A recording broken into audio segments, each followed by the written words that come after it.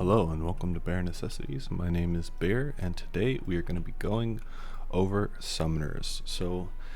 Before we really dive into all the shared stuff between the two summoners, generally I feel like summoners are kind of a polarizing topic when it comes to EQ2 TLE at the moment. In my opinion, they're just way too strong. I think there's some issues, and of course I don't know exactly all the ins and outs, but I think they have a hard time balancing summoners, mainly because there's some complicated logic from a coding perspective, because they have pets and then they have dumbfire and the swarm pets, and the way that like damage, fervor, stats, etc. are calculated for them is kind of somewhat of a mystery in terms of like how they actually deal damage. I there's been some bug threads on the beta forums about it and how their pets are essentially doing more damage than like actual characters. So hopefully, the devs take a look at it. Maybe there's some balance changes that occur for it. But if not, there's probably going to be a lot of summoners running around because they're just super, super powerful currently. But, that can happen with anything. These videos that I'm making on this, in terms of numbers, values, buffs, etc., these things can change. So, yeah, I have to kind of take all that with a grain of salt. But let's go ahead and start jumping into it. Let's talk about some of the shared things that summoners have. So both, this is going to be kind of hard to, when I right click it actually, let me just pull up one of them because it doesn't really matter. So every summoner gets a tank pet. And it always kind of looks like this little icon here. They get a scout pet and they get a caster pet. Currently I think the scouts are the strongest when it comes to DPS, but of course you have the tank pet for when you need something to tank, and then you also have the mage, which is more of a ranged pet. So there may be situations for each of them. However, I think from a DPS perspective, Nightshade is the best, or the scout pet.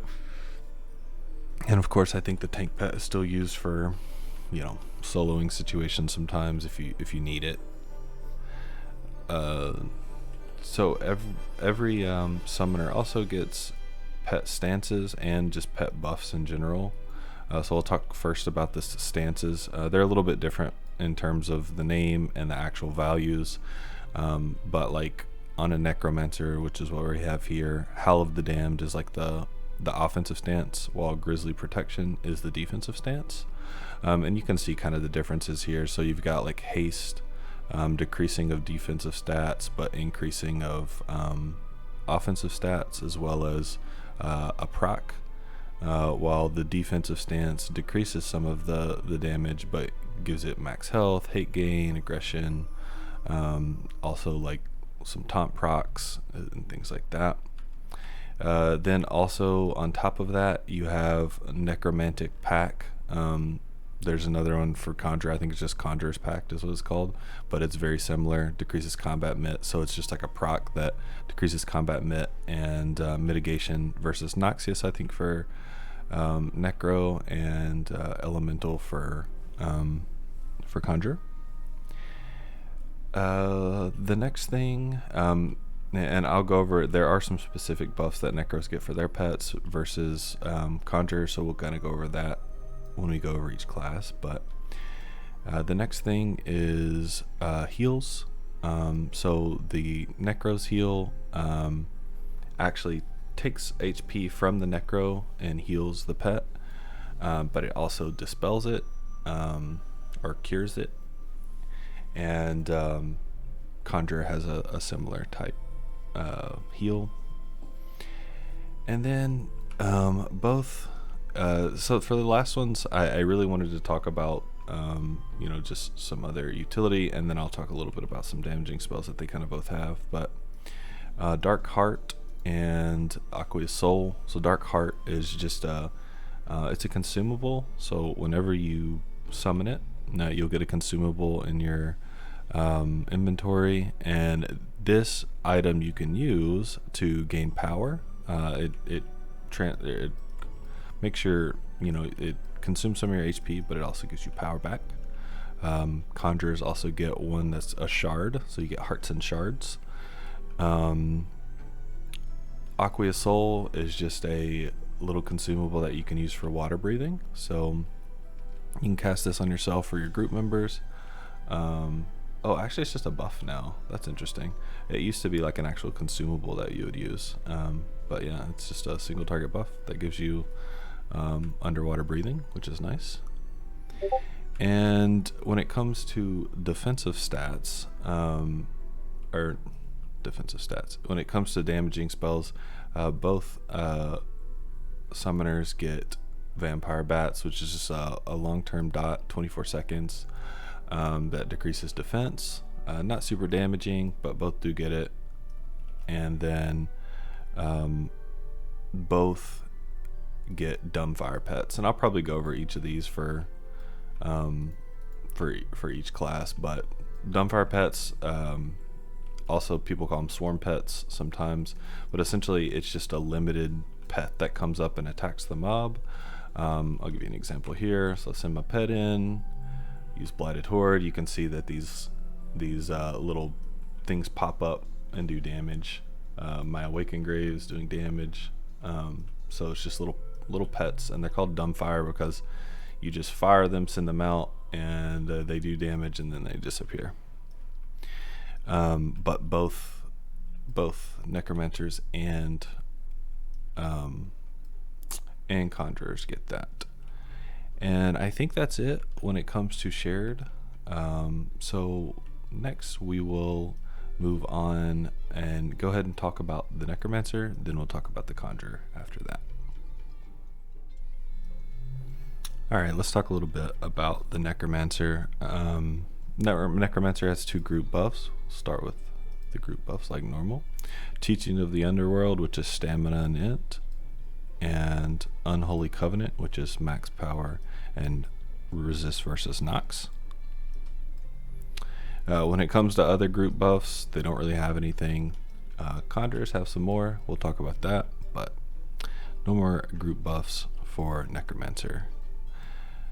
A few things that Necromancer has that are kind of like mainstay abilities are, and I don't think I put this one on here. Yeah, I didn't. Okay, transfer life. So they're able to essentially sacrifice some of their health to heal others.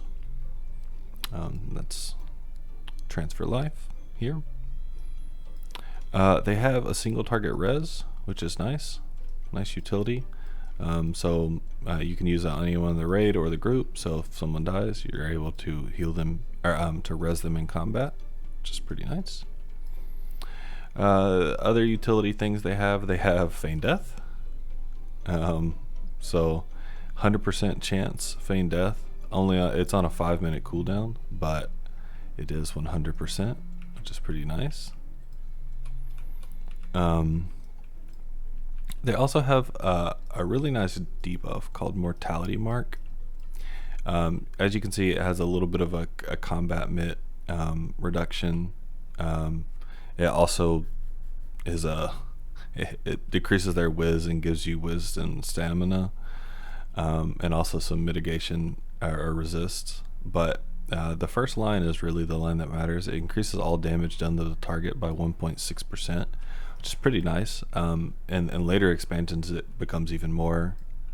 Like by the time you're 70, I think it may be nearing like 4 or 5%, which is actually pretty significant. And it paired with a couple other buffs can, you know, like I think the monk gets one that's like a 5% as well. So just between you two, you're almost giving a 10% increase in damage done to the mob, which is pretty sweet. And then finally, one thing to talk about, and this is like a huge steroid that necromancers get. It's called Lich. So if you look at my health here, you'll notice that it's every now and then it ticks down a little bit, and then it kind of ticks back up because I'm out of combat. The reason it's ticking down is because when you have Lich active, it consistently drains your HP, but it also gives you 6.4% power every 6 seconds, so every server tick as well. Which is insane. And then every time you cast a hostile spell, it does damage and heals you, and that's 100% of spells. So this, Lich's siphoning in general does a ton of your damage because of course you're always casting. So you're always healing back up anything that's being drained, and you never run out of power. So it's just super powerful, really good for necromancers for sure. So when it comes to damage, necromancers, you're pretty much just doing all Nox damage, so disease, poison, magic. You have your 2 dumbfire pets that I talked about before. So you have your blighted horde and you have your awakened grave. Both do massive damage. And then also on top of that, you just have a bunch of single target abilities. You have 3 like more long-term dots with Vampire Bats, Dooming Darkness, and Blood Coil. Blood Coil does the most damage out of all of them. You can see that Dooming Darkness barely does any damage. You're probably only going to use that if you really want to snare. And then Vampire Bats does have a defense debuff attached to it, which is pretty decent. But you can maintain both of those if you want, while your primary buttons are life tap and soul rot. Sorry, I couldn't remember the name of it.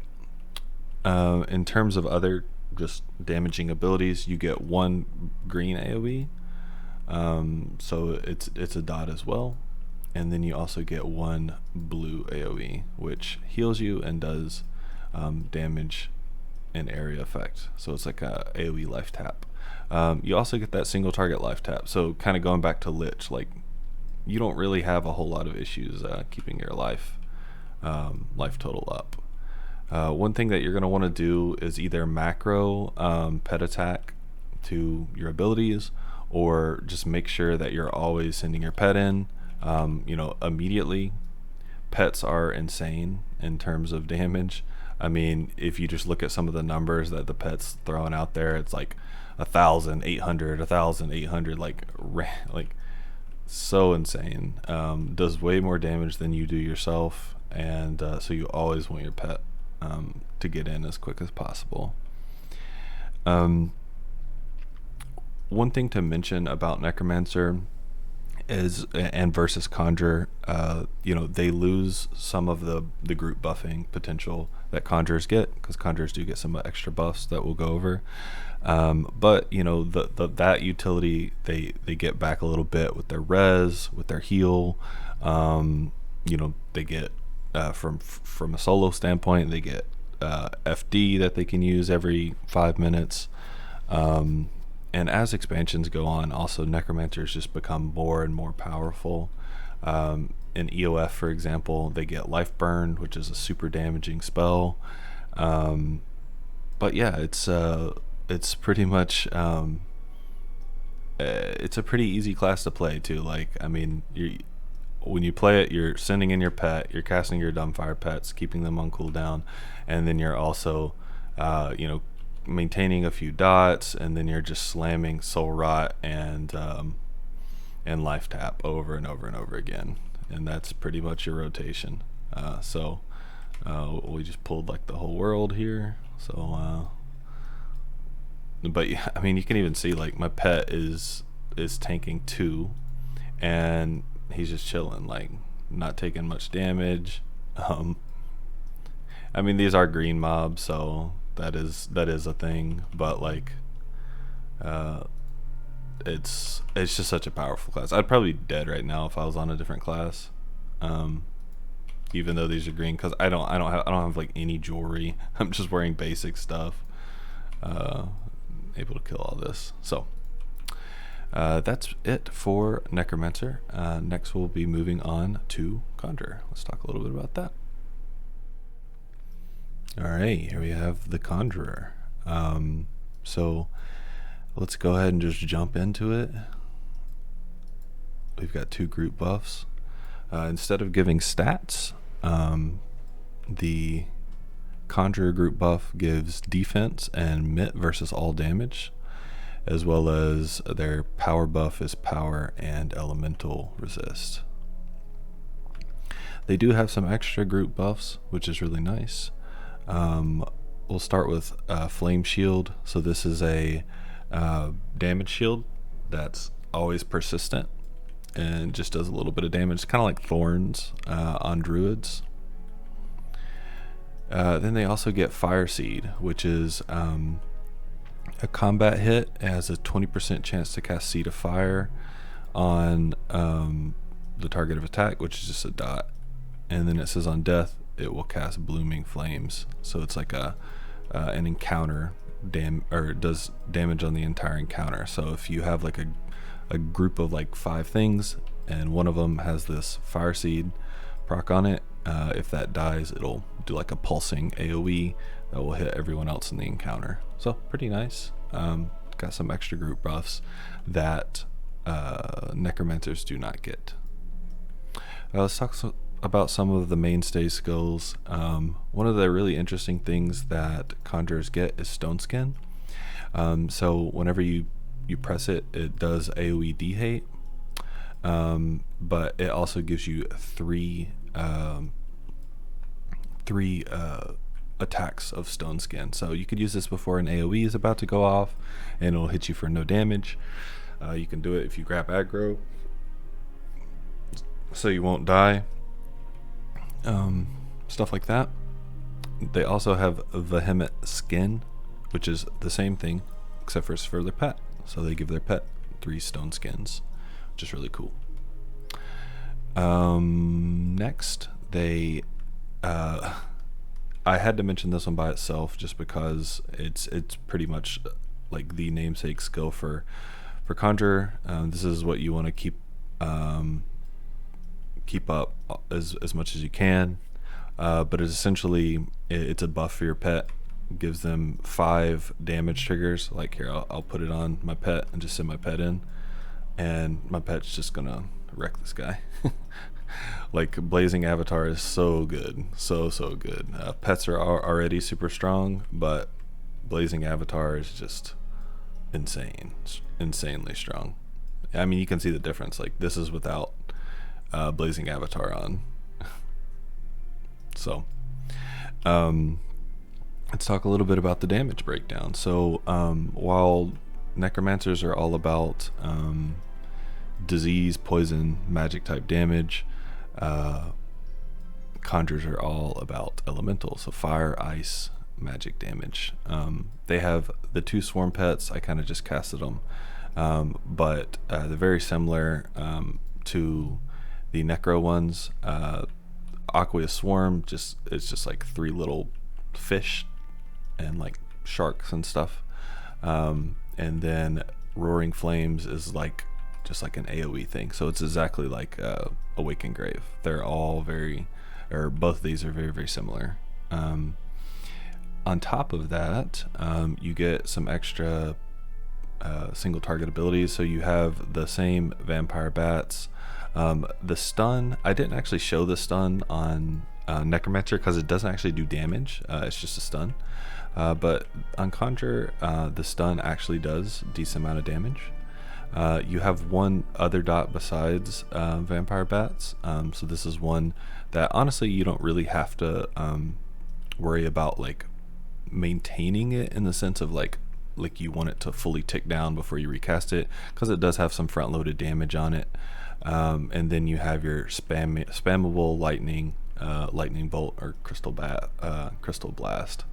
On top of just your normal single target abilities, One thing you'll notice about Conjurers is they actually do get an extra green ability. So they have 2 encounter abilities. Ice Storm is just direct damage, while Shattered Earth is direct damage and a dot. And then they also get a 1 PP AoE. Instead of healing, it does an AoE interrupt and a knockdown.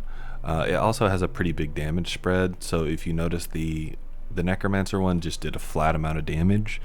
This one has a really a lot higher top end, so it can do more damage. But other than that, that's pretty much the damage breakdown. So let's talk a little bit about playing Conjurer. Generally, you want to, of course, prioritize Blazing Avatar. It's so good. Just like the other summoner, though, you want to make sure you send in your pet ASAP. You want to prioritize your Dumbfire pets because they do so much damage. And then after that, you just got your dots, your Crystal Blast, you've got your stun, and you just kind of weave in the other skills while keeping Crystal Blast on cooldown. So that's pretty much the extent of playing Conjurer.